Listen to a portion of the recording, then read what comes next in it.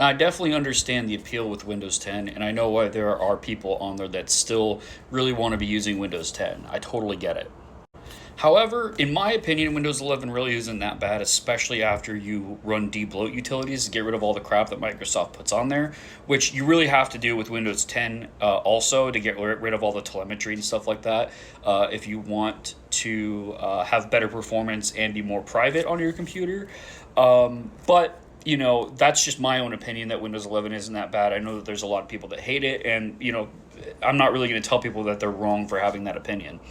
It's just the only reason why I can't recommend Windows 10 to anybody, just as somebody who sells PCs and things like that and tries to make recommendations for people for their builds. I can't recommend Windows 10 to anybody because support does end for it in October, which means that unless you pay for support, you're no longer going to receive security updates.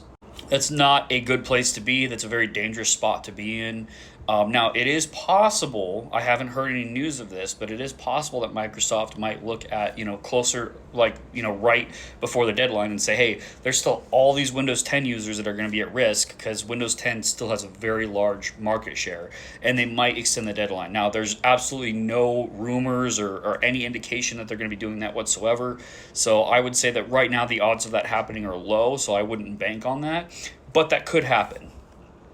Windows 10 will still be usable after its end of support date. You just will not receive security updates unless you're willing to pay for them. Now, from what I understand, is it's not that expensive. I think for home users, it's like $50 a year or something. It's really not that expensive. And if you're willing to pay for it and you want to keep using Windows 10, then by all means go for that option. But I can't recommend Windows 10 to people who don't want to pay for the support because it's going to have a lot of security problems. So if you're going to continue to use Windows 10 after the support date, you're doing so at your own risk. But I definitely understand the appeal to stay on Windows 10.